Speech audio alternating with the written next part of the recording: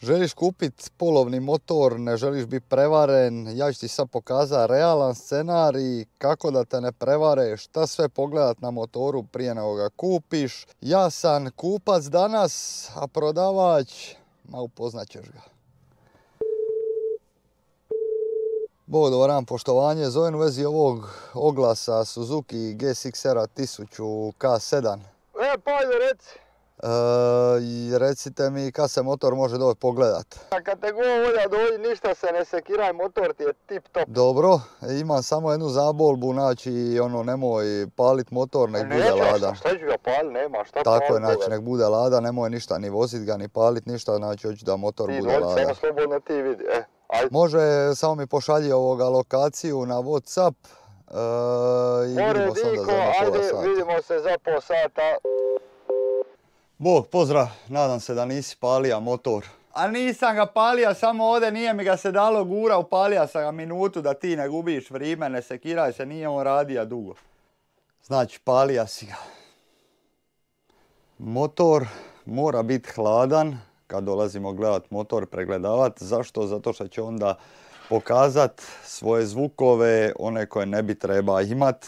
Dakle, bilo da je to u pitanju faz lanac, natezač faz lanca i onda to se stvarno glasno čuje kad je motor hladan, međutim kad se ugrije taj zvuk nestane, tako da to je prva stvar koju morate provjeriti. A kako ćete provjeriti jer motor hladan? I opipat dekla ovdje da su hladna, također kao i grana od auspuha. I na taj onda način znamo da ga prodavač nije grijao prije nego smo mi došli pogledat motor. Prvo sad šta ćemo napraviti, ćemo upaliti motor. Na koji način? Znači, klasično kontakt. Sve ove lampice od ulja, imobilizera, to se sve mora zasvitlit. I nakon što se motor upali, ako ima lampice od ABS-a i nakon što krenete s motorom, trebale bi se sve ugasiti. A nakon toga ćemo napraviti jedan vrhunski test. Nakon što se motor upalija, rukom ćemo prekriti auspuh. I onda ćemo dobro ovdje oslušati mašinu, da li se čuje da nešto klapa u njoj. A šta se ovo čuje kad začepiš auspuh? Ma nije to ništa, pa ajde, on se tako normalno čuje, to ti je njima, oni ti svi tako ti rade, to je normalno, nema ti tu šta, on ide, znaš kako ide, motor ide ko metak, znači puni celer bez ikakvih problema. Najveći, znači čim čujete ovakvu priču, to je njima normalno, svaki se tako čuje i kad počnu sa tom filozofijom, motor ide ko metak, pun celer, okrenite se i ajdete doma. Radije bez motora nego sa problemima, virujte mi. Dobro, ajmo ča dalje vidi šta je s motorom. Reci mi ova kočiona tekućina tamno smeđe boje. Kad si je zadnji put prominija? Ma rođo, pusti te priče ko minja ulje, viš da ne curi nigdje koči, nemaš šta što minja bez veze, baca pare. Znači kočiona tekućina ne smije biti tamno smeđe boje, mora biti žučkasta, tako nemojte se dat prevarit, znači da motor nije dobro održavan. Radije zaobiđite još kad prođu s ovom forom, ne curi nigdje i tako dalje, nula. Aha, super, znači imam vintage ulje u motoru. A reci mi, ova desna bočna plastika mi ne odgovara baš nijansi boje na livoj strani, o čemu se tu radi? A nije originalne sti plastike, nego kako ti je nogara na livu stranu, onda sunce ovih tuče ovu desnu, onda malo izblidi od sunca. Ovo ti je još jedan razlog da se okreneš i odeš kući bez motora. Dobro, a što su ovi friževi ovdje na desnoj strani? Izgleda da je neko pas motora ili kliznija. A ne znam, Pajdo, iskreno ja ti taki motor kupija. Znači, ja nisam nikad pas sa njim, to vjerojatno možda i vlasnik prije ili ofriža motor kad ulazio u garažu ili mu je možda se izvrnija umjesto, ali nije nikad s njega padano. Viruj mi, on je ravan. Puni celer ide 290D u 5 i onda tek šalta 6, viruj mi. I ne ovo, koliko god vam se činila zajebancija, nije, milijun puta sam čuo ovakvu priču. Znači kad čujete lika koji je ovako opušten i zagovara vas i stalno spominje kako motor ide brzo i kako dobro ide, to vam je red flag i ponovno vrijeme da se okrenete i odete kući bez motora. Jer to su jednostavno ljudi, prvo što vas hoće obrlatit, vi ste došli tu uzbuđeni po motor, donijeli ste pare i on očekuje da vi nećete se puno zagledat. A vjerujte mi, danas je novac jako, jako važan, nemojte ga bacati na motore koji ne valjaju, radije provjerite i vratite se kući bez motora nego da kupite svašta. A reci mi, ovi žmigavci i auspuh vidim da nisu tvornički, jel imaš ih upisane, jel imaš uopće originale? A ne znam, pa ja si taki motor kupio, nemam ti originalno, imam ti ovo, ali nećete niko zajeba, ja sad prošao tehnički ima par mjeseci, tako da ti neće on pravi problem, nemaš se šta sekirat. A originalne dijelove nisam, kažem ti, ja sam ovaki motor kupio, šta ću sad, nemam ti originale, ali možeš to naći jeftino. Još jedan razlog da se okrenete i odete svojoj kući, znači nema tvorničkih dijelova, vrlo vjerovatno su stradali pri padu, vidjeli smo friževe na desnoj strani, zamjenski auspuh, nema papire, nije uopće upisan u prometnu, a on kaže ko to više gleda na tehničkom da ne treba ništa testirati. Tako da to vam je klasična priča ovih oberlatora, prevaranata koji možete naći na internetu koliko god hoćete. A reci mi, ove felge inače su crne i sive, zašto su ovdje bile felge na motoru? Felge? A šta ja znam, lipše su mi ovako bile, ne volim ti ja crne felge, malo ga ono bila boja ga otvori, onda je meni to puno draže. Ali dobro, vidim ovdje da ima i po gumi, ima i po ležajevima, ovdje ima svugdje ove piture, o čemu se tu radi? A nisam nosio pituru, brat mi ima vrhunsku špricu, onda smo ja, brat i kum to piturali, ma nema vraju zaštićeno sve, 1/1, nemaš tu brige, one sti tvorničke, nikad oštećene ove felge. Još jedan problem, zašto? Zato što felga može biti oštećena, varena, ispravljana i onda nanovo obojana, tako da se ne primijete ona oštećenja pri padu. A reci mi, vidim da su ti ove gume DOT iz 2018. godine, sad je 2025. a to isto treba promijeniti. Ma pusti to ti je papilova, ta guma kad se ugrije, ona ti drži bolje nego ono i jedna guma. Ja znam ga neka za papet, ono u drugoj, ništa, on stoji vrajevo ko strijela. A reci mi, ovi lanaci, lančanice, vidim da su lančanici zakrivljeni dosta i da su ovo neki no name lančanici kaj lanac. Ma to su ti zamjenski, ali isti su ti koji original, isto ti izgledaju. A da, normalno, zamjenski, ali isti original i bez certifikata, super. Dobro mi možeš onda bar da papire pa da usporedim broj šasije i to. Jebi ga, nemam ti papire kod sebe, ali imam sliku ja u mobitelu pa ću ti pokazati sliku ja papira pa usporedi. A, super, kupiš sliku, dobiješ motor. Red flag za odlazak kući. A evo druže, sad kad sam ga provoza, vidim da ti kvačilo vata skroz gore visoko. Malo mi slabo i otpaja i na ono 7-8 hiljada mi prokližu lamele, ono ode u okretaja, motor ne ubrzava. I šuška dosta nešto u mašini i dimi iz auspuha. Ma kvačilo ti je odlično, trebaš se samo malo navikniti ovoga kako ono funkcionira, ali navikneš se na to. A to što ti dimi iz auspuha, malo šuška, treba ga malo vozi nadoći, on sebi malo... Ja ti govorim, ja sam ga jučer prikjučer voza ga 200 dole po magistrali, znači motor ti je točan ko sat, švicarski.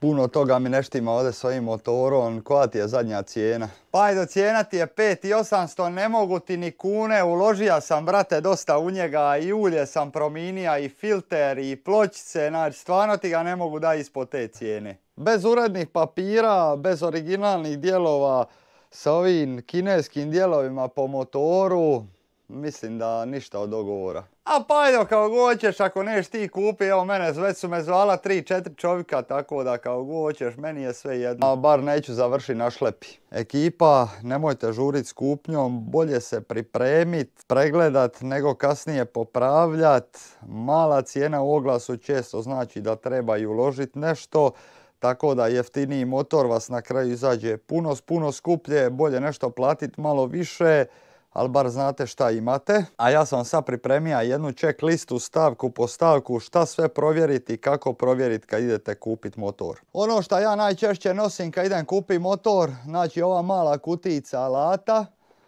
i voltmetar. Ovo većinom ima svaka kuća, svaka garaža, ako nemate prije kupnje otiđite, posudite. Zašto voltmetar? Vrlo jednostavno, zbog baterije, punjenja, da li je magnet, namotaj, regler ispravan. Najlakše ćete provjeriti tako da kad dignete sjedalo i spojite ovo na bateriju, kad upalite motor mora puniti preko 14 volti na 5000 okreta. Ukoliko to ne radi, punjenje ili baterija ili regler ili namotaj ili magnet nešto nije ispravno. Prva stavka, motor mora biti hladan, znači insistira da prodavač ne pali motor prije vašeg dolaska. Zašto? Zato što motor na hladno otkriva dosta kvarova, bilo da su to ležajevi, ventili, faz lanac, natezač faz lanca i tako dalje. Sljedeće, kad ste se uvjerili da je sve ok, čim upalite motor, rukom prekrijte ispuh, začepite ga i osluškujte mašinu da li ima kakvih metalnih zvukova ili nešto čudno. Bez obzira li poznajete motore ili ne, ako čujete da nešto škalja, lupa kao da ste ubacili maticu unutra, vidu, nebitno, i da čujete kako to lupka unutra i šuška, odmah se okrenite i ajdete dalje.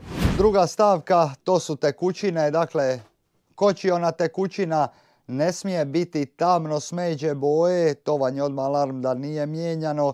Također miris i boja ulja u motoru, što možete vidjeti dole na onome stakalcu. I naravno tekućine ne smiju curiti ni voda, to je antifriz, ni ulje.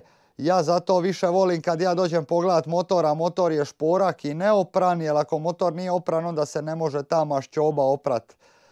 Često puta dolazio sam gledat motore koji su bili uglancani i naravno nakon što bi ja upalio taj motor, provoza se, na povratku bi već lagano se pojavljivalo mokro dole po deklima, karteru i tako dalje.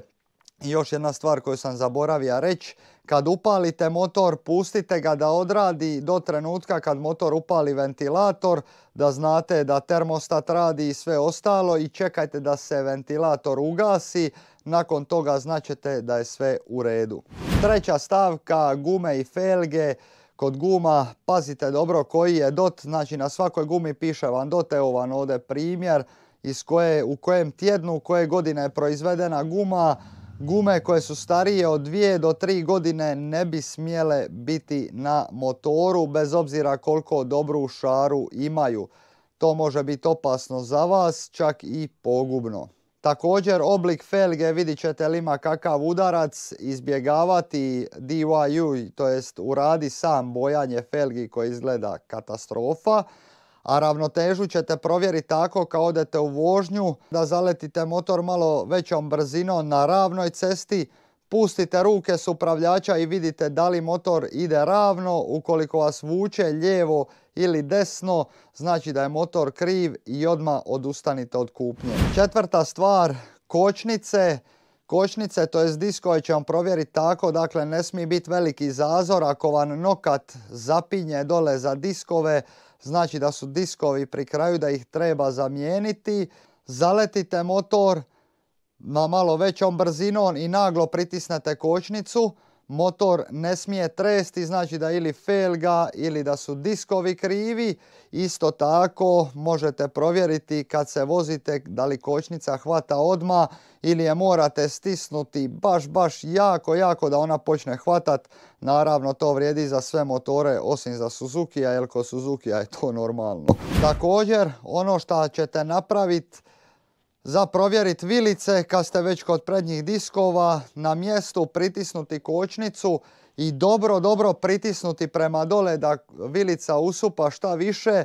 Isto tako to možete testirati u vožnji. Kad se vratite, vilica gdje su brisači mora biti apsolutno suha. Ako ima ulja dosta i ako to kapa, znači da vilice treba reparirati. Svjetlo, dugo, kratko, ne smije biti LED, moraju biti obične žarulje, osim ako LED nije tvornički. Kao i bilo kakvi zamjenski pokazivači smjera, to jest žmigavci, ne smiju biti oni kineski. Ukoliko su kineski, to znači da moraju biti atestirani. Ja općenito volim motor tvornički, znači kad vidim te kineske žmigavce, jednostavno zaobiđem kupnju. Isto tako pazite da postoje mogućnosti sa tim kineskim i zamjenskim dijelovima, može biti puno problema. Original je original, a u drugoj emisiji ću vam pokazati top 5 stvari koje bi ja stavio na svoj motor. 7. stvar na našem spisku su oplate i boja, dakle moramo vidjeti da su sve te nijanse boja iste. Ne smije biti ništa različito, naljepnice ćete vidjeti kad su falše, jer ne mogu nikad biti ko originalne, da i ne znam kakav printer printa. Također bilo kakvi friževi i tako dalje. Najčešće friževi ako su vodoravni znači da je motor klizao, ako su ovako vertikalni znači da je vjerojatno pao sa nogare. I također morate provjeriti nosače plastika, da li su lijepljeni, vareni s plastikom i tako dalje. To je vrlo dobar znak da je motor skoro 99,9% bio na podu. 8. stvar na našem spisku, papiri, dokumentacija. Papiri poželjno je da su na prodavačevo ime, da odgovara broj šasije iz papira onima na motoru i također na internetu se može provjeriti da li je motor bio ukraden. 9. stvar na našem spisku, radi li motor kako treba, znači mora biti miran, okretaj od 1100 do 1250 zavisi. Mora raditi na leru, mora brzo primati gas, isto tako kad oduzmete ručicu okretaji moraju odmah pasti. Dim na uspuhu, sivi ili plavi, to je jako loše, izbjegavajte to. Zvuk kliktanja, zveckanja, kuckanja, to je znak da se okrenete i odete ća da nešto tu nije ispravno. U vožnji također na višim okretajima, ako zafrljite gas i čujete kako je motor otišao u okretaj, a nije ubrzao, znači da proklizavaju lamele i da ih treba mijenjati. 10. stvar i posljednja, prodaje li poštenjačina motor kao ova što smo je sada imali prilike vidjeti. Lako ćete ga prepoznati po tome što izbjegava odgovore. Nemam sad papire, ali sve je u redu. Ne moraš probavati motor, motor ti je ispravan 100% sigurno. Zapričava vas, priča stalno o tome kako motor ide i tako dalje i kaže kako god hoćeš, taman mi dolazi još jedan kupac ako ne štima ko hoće. To su najčešće mali sitni prevaranti i vjerujte mi, izbjegavajte ih, kao i one kad kažu ma ja sam ti opiturao, to jest ofarbao motor iz svog gušta jer mi se tako više sviđa. To je najveća laž koju sam ja ikad čuo. I za kraj, ako nisi siguran, uvijek povedi prijatelja koji se razumije u motore ili mehaničara, jer bolje izgubiti jedan dan nego 1000 eura na popravke, pa čak nekad to zna biti više. Ako idete negdje daleko po motor, odmah se u glavi pripremite da se vraćate kući bez motora, da to može biti prevara, jer teško je. Ja sam milijun puta bio u takvoj situaciji, dođeš kupi motor i ponija si pare i došao sam ne znam iz Splita u Vinkovce i di ću se sad vrati bez veze bez motora, pa rađe ću kupi smeće i dosta prodavača računa na to kad neko dolazi iz daleka. A vi se pretplatite na kanal ako vam se svidio ovaj video jer ST Moto te ne vara, a mi se vidimo sljedeći put. Pozdrav!